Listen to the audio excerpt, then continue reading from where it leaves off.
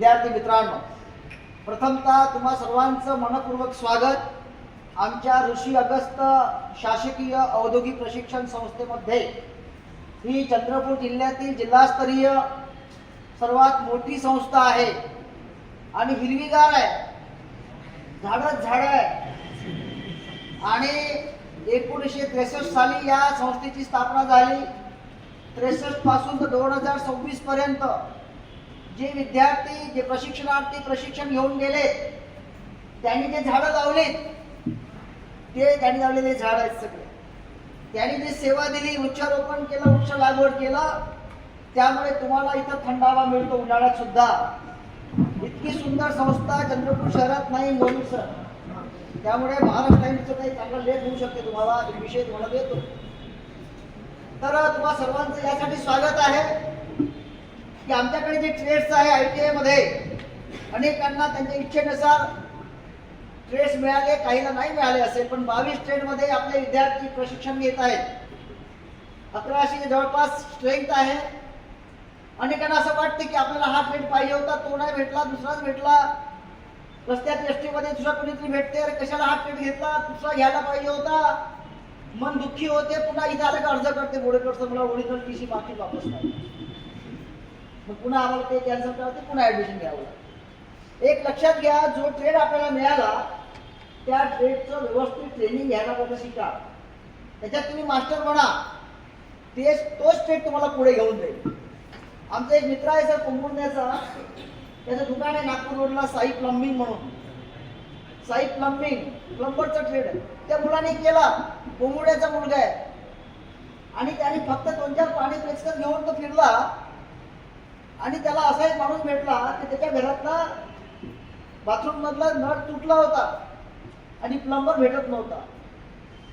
तर त्याने ते पूर्ण सिस्टीम दुरुस्त करून दिली आणि त्याच्या घरचे लोक इतके खुश झाले की म्हणे त्याला विचारलं की तू काय करून आहे, म्हणे प्लंबर केलाय।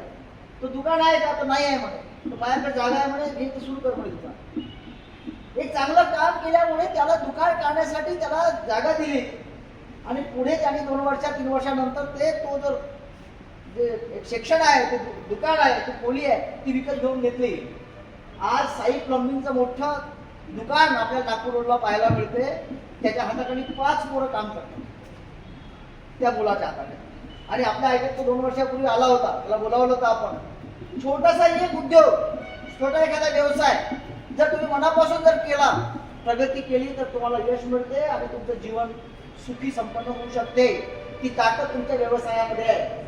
व्यवसायाचं प्रशिक्षण तुम्हाला व्यवस्थित घ्यायचं आहेच, पण सोबत मगा सांगितल्याप्रमाणे कुठलंही व्यसन न करता करायचं आहे, नाही तर आमच्या भिंती पांढऱ्या ज्या आहेत त्या खराब होत जाईल। त्या दिवशी 2-4 पोरं भेटले रस्त्यामध्ये, ITच्या गेट पाशी, कोणी ट्रेडचा हो रे, बोलतोच नव्हता। प्लंबरचा हो का, ट्रॅक्टरचा हो का, फिटरचा का, त्याच्या तोंडामध्ये असा 20 रुपयाचा खर्रा होता मोदी सर। आणि त्याला वाटलं की बा हो म्हणलं तर बाहेर फेकला जाईल तर 20 नुकसान होईल, नुकसान कसं करायचं, म्हणून न बोलता इशारा करून त्यांनी मला सांगितलं। पण एक लक्षात ठेवा, दारू असो की तंबाखू असो, जे कुठलंही व्यसन असो, शरीराला घातक आहे। आमच्या बहुतेक शिक्षक लोकांकडे गाड्या आहेत, 4 व्हीलर गाड्या आहेत, 2 व्हीलर गाड्या आहेत। त्या गाड्यामध्ये आपण पेट्रोल भरतो, जर त्या पेट्रोलमध्ये दुसरं काही मिक्स केलं, समजा रॉकेल टाकलं, तर गाडी बंद पडते, लक्षात घ्या। आणि म्हणून आपलं जे शरीर आहे, या चांगल्या शरीरामध्ये जर तुम्ही तंबाखू, दारू, गांजा, ड्रग्स हे जर टाकलं, तर तुमची ही गाडी 50च्या आत खतम होऊन जाईल, लक्षात ठेवा, बंद पडेल, तुम्ही डायरेक्ट वर जाल। म्हणून तुमच्या आईवडिलांचे स्वप्न आहे ते पूर्ण करायचे। तुम्ही इथे आलेले आहेत, खेड्यापाड्यातून तुम्ही आले आहेत, एसटीनं येतात, सायकलनं येतात, ते आईवडिलांचं स्वप्न पूर्ण करा। बाकीचे संघ जे कोणी करलं करू द्या, पण तुम्ही मात्र संकल्प करा, आता आपल्याला ITला ऍडमिशन मिळालं आहे, आता मी कुठलंही व्यसन करणार नाही, चांगला अभ्यास करेल, जे काही मनात प्रश्न असतील ते सरांना विचारेल, प्रॅक्टिकली परफेक्ट होईल आणि माझ्या जीवनाला नवी दिशा देईल, असा संकल्प तुम्हाला करायचा। मित्रांनो, आज ज्यांना बोलावलाय ते महाराष्ट्र टाइम्सचे ज्येष्ठ पत्रकार आहेत पंकज मोहरीर सर। सरदार पटेल महाविद्यालय चंद्रपूर शहरातलं जे मोठं महाविद्यालय आहे त्यामध्ये एक कम्युनिकेशन डिपार्टमेंट आहे, जर्नलिझम जनसंवाद विभाग, पत्रकार तयार करण्याचा तो ट्रेड आहे, व्यवसाय आहे, विभाग आहे, डिपार्टमेंट आहे. ते विभागाचे ते प्रमुख आहे आणि त्यांचा राज कपूर या विषयावरती PhD सुद्धा यांची झालेली आहे, MA आणि एक चांगले संवेदनशील व्यक्ती आहे. शहरातल्या आणि जिल्ह्यातल्या या भागातल्या ज्या काही फार चांगल्या आणि ज्या काही प्रॉब्लेमॅटिक जे काही घटना घडल्या असतील त्याचं व्यवस्थित वृत्तांकन ते आपल्या महाराष्ट्र टाईममध्ये करतात. मला महाराष्ट्र टाईमचा संबंध यासाठी आला की आमचे मित्र होते म्हणजे आहेत माननीय श्रीपाद अपराजित सर, त्यांनी मला महाराष्ट्र टाईमसाठी एक लेखमाला लिहायला सांगितली. कोरोनाचा काळ होता त्यावेळेस तेव्हा मी गडचिरोलीला होतो आणि मी तिथे 16 लेख महाराष्ट्र टाईममध्ये छापले आणि त्यामुळे महाराष्ट्रभर ते सगळे लेख मला गाजले. प्रकाश आमटे साहेबांनी सुद्धा त्या लेखवाल्याचं कौतुक केलं. असे अनेक लोक मला त्या निमित्ताने मला मिळाले, म्हणून महाराष्ट्र टाईम्सचे फार मी आभार या ठिकाणी मानतो आणि याही सर्वांना धन्यवाद देतो. जेव्हा जेव्हा कधी एखादी माहिती द्यायची त्यांना हवी असते तेव्हा मी त्यांना देत असतो, पण पॉझिटिव्हली. तर या दृष्टीने सर या ठिकाणी आले आहेत. सरांचं मनपूर्वक स्वागत. सर आमची संस्था खूप जुनी जरी असली तरी परंतु संस्थेतलं ट्रेनिंग अतिशय चांगल्या पद्धतीने होते आहे.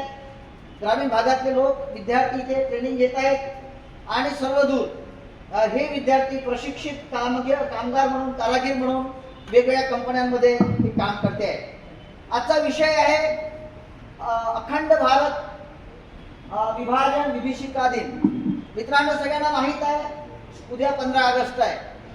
15 ऑगस्ट 47ला आपण स्वतंत्र झालो होतो, परंतु आदल्या दिवशी म्हणजे 14 ऑगस्टला जी घटना घडली ती म्हणजे देशाचं विभाजन झालं.